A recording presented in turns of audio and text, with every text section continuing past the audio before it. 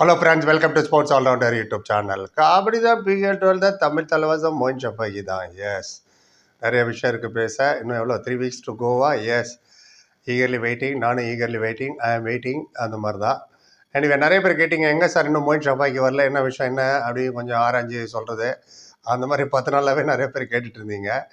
அதுக்கேற்ற மாதிரி சோஷியல் மீடியாவில் ஆக்டிவாக இருக்காங்க. இப்போது தமிழ் தலைவாஸ் அவங்களே ஒரு போஸ்ட் போட்டிருக்காங்க, கபாலிடா. ஆமாம், வந்துட்டேன்னு சொல்லு, திரும்பி வந்துட்டேன்னு சொல்லுன்னு நம்ம மோயின் ஷஃபாகி. அந்த படம் ஓடுதோ இல்லையோ, அந்த டைலாக் ரொம்ப நாளாக ஹிட் ஆயிடுச்சு. அந்த படம் சரியாக ஓடல, கபாலி 2016. அவர் வந்து ஸ்டைலாக சேரில் உட்காந்துட்டு சொல்கிறார், get ready boys, I am coming soon, see you in Chennai, கபாலிடா அப்படின்னு.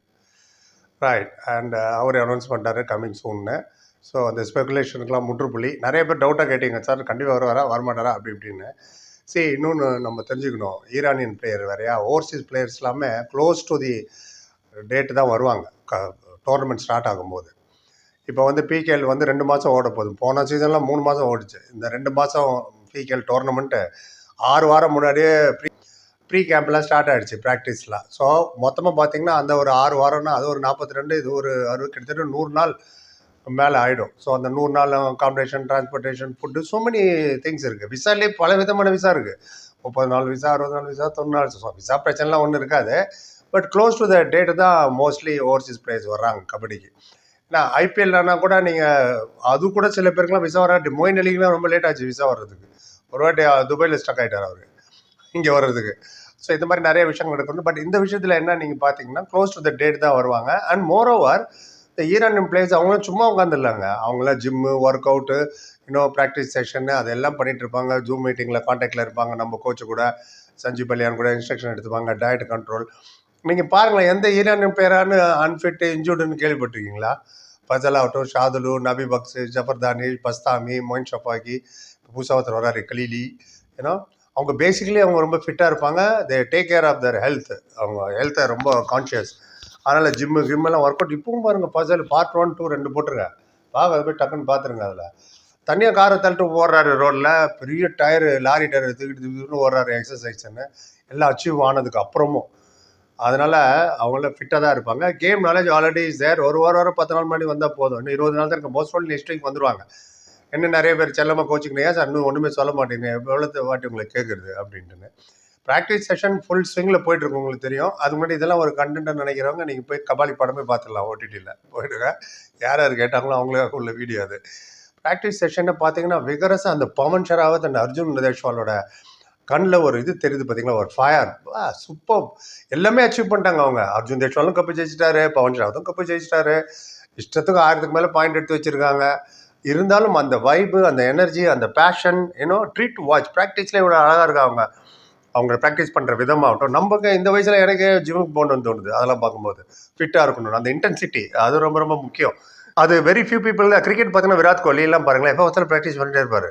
ஃபிட்டாகவே இருக்கணும். பாருங்களேன், அவங்களாம் ஆல்வேஸ் இஸ் ஃபிட். இத்தனை 20 வருஷமாக 82 100 அடிச்சிருக்காரு. ஃபிட்னஸ் இது ரொம்ப ரொம்ப இம்பார்ட்டன்ட். கபில் தேவ் அன்ஃபிட்னு ஒரு நாள் கூட அவர் ட்ராப் பண்ணார். ஒரே ஒரு மேட்ச்சே ட்ராப் பண்ணார் கவாஸ்கர் ஒரு வாட்டி 1995 ரேஷ் ஷாட் விளையாண்டாருன்னு, இங்கிலாந்து வர்சஸ் இந்தியா சீரீஸில். மற்றபடி 134 டெஸ்ட் மேட்ச் கண்டினியூஸாக விளையாண்ட ஒரே ஆள் கபில் தேவ். இவ்வளோக்கும் ஃபாஸ்ட் பாலர். நெட்ஸில் கூட நோ பால் போட மாட்டார்னா பாருங்கள். அதை பற்றி ஒரு வீடியோ தனியாக எடுத்துகிட்டு வரேன். கிரிக்கெட் நிறைய பேர் கேட்டாங்க அந்த ஃபாஸ்ட் பாலிங் பற்றி பேசுங்க. ஸோ எதுக்கு சொல்ல வரேன்னா, கீப்பிங் யுவர் செல்ஃப் ஃபிட். நம்ம நிறைய பேர் நீங்கள் பார்த்தீங்கன்னு வச்சுங்களேன், ஃபேட் ஆகிறதுக்கு காரணம் ஃபிட்னஸ் இல்லாதது தான். இந்த நிதிஷ் ரெட்டின்னு ஒருத்தர் போனார், 4 மேட்ச் விளையாட்டு வந்துட்டார், திரும்ப உடம்பு முடியலன்னு. ஸோ அந்த ஃபிட்னஸ் வந்து அது கவலையில்லை. இங்கே எல்லாமே ஃபிட்னஸ் ஒர்க் அவுட் தானே நடந்துட்டு இருக்கு ஜிம்மில். இதே ஜிம் தான் அங்கேயும் கலீலி அண்ட் மோயின் ஷஃபாகிலாம் பண்ணிட்டு இருப்பாங்க ஒர்க் அவுட் எல்லாம். ஆன் பேப்பர் தமிழ் தலைவர் தான் ஸ்ட்ராங்கு. இந்த மாதிரி ரைடிங் டிபார்ட்மெண்ட் யாருமே எந்த டீம்லையும் இல்லை. இதுதான் நீங்கள் சொல்லுங்கள். பவன் ஷராவத், அர்ஜுன் தேஷ்வால், அப்புறம் மோயின் ஷஃபாகி ஆகட்டும், நரேந்தர் கண்டோலா, விஷால் சால். இப்போ அந்த பவன் அண்ட் அர்ஜுன், சாகர், இவங்க ப்ராக்டிஸ்லாம் சொல்கிறேன் இல்லையா. நீங்கள் வந்து ரோனக்கு, ஆஷிஷு, இந்த புதுசாக 4 பசங்க வந்தாங்க, அவங்களாம் வந்து உயிர் கொடுத்து ப்ராக்டிஸ் பண்ணுறதுலையான ஒரு அர்த்தம் இருக்குது. அர்த்தம் மீன்ஸ் ரைட், லாங் ஃபியூச்சர். இப்போ தான் 20 வயசு ஆகுது, இன்னும் 10 வருஷம் விளையாடணுன்னு. ஆனால் இந்த பவன், அர்ஜுன், சாகர்லாம் இருக்காங்க இல்லையா, ஹேட்ஸ் ஆஃப் டு தம். அவங்களோட ஜிம் ஒர்க் அவுட் ஆகட்டும், கோச் சொல்கிறத கேட்டு ஓடுறது, ரன்னிங், மண்ணில் ஓடுறது, அதெல்லாம் ரொம்ப நல்லா இருக்குது பார்க்குறதுக்கு. ஃபிட்டாக இருக்கணும், அதுதான் மெயின். ஏன்னா பவன் ஷராவத்தே கடந்த 2 சீசனாக அன்ஃபிட்டாக, நடுவில் கொஞ்சம் கொஞ்சம் மேட்ச் டிஸ்டர்பர் ஆகிட்டார். பிகேஎல் 10 and 11 9ல் டோட்டலாகவே பெரிய இன்ஜுரி ஆச்சு. சாகரும் அதே தான் 9 17 மேட்ச் விளையாண்டாரு, 10லையும் 16 விளையாண்டாரு, 11ல் அன்ஃபார்ச்சுனேட்லி ஃபஸ்ட்டு மேட்ச்லேயே இன்ஜுரி ஆகிடுது. ஸோ அதனால இப்போ அவர் திரும்ப வந்திருக்காரு. ஸோ ஃபிட்னஸ் இஷ்யூ ஆல்ரெடி இருக்குது.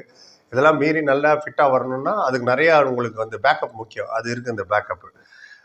பிளேயர்ஸை சொல்கிறேன், ஒவ்வொரு டிபார்ட்மெண்ட்டுக்கு பேக்கப் போட்டு தான் எடுத்திருக்காங்க. லெஃப்ட் கார்னருக்கு இவர், ரைட்டு கார்னருக்கு இவர், ரைட்டு கவருக்கு இவர், லெஃப்ட் கவருக்கு இதுன்னு. So nothing to worry. ரீசெண்டாக எல்லாரோட ஃபிட்னஸ் டெஸ்ட் பண்ணுற மாதிரி தான் யங்ஸ்டர்ஸ்லாம் கூட்டு போய் தூத்துக்குள்ள கப்பு ஜெயிச்சுட்டு வந்துட்டாங்களே. ஒரு மேட்ச்சு தோத்தாங்க, பட் ஸ்டில் இருந்தாலும் கப்பு ஜெயிச்சிட்டாங்க. ஸோ இதெல்லாம் சைன், குட் சைன். பார்ப்போம், இந்த டீம் கண்டிப்பாக வெற்றி பெறணும், வாழ்த்துவோம். Will see how it goes. எதிர் டீமும் எல்லாமே இதுக்கு தகுந்த மாதிரி ப்ரிப்பேர் தரும். எத்தனை பேருக்கு ப்ரிப்பேர் பண்ணுவீங்க?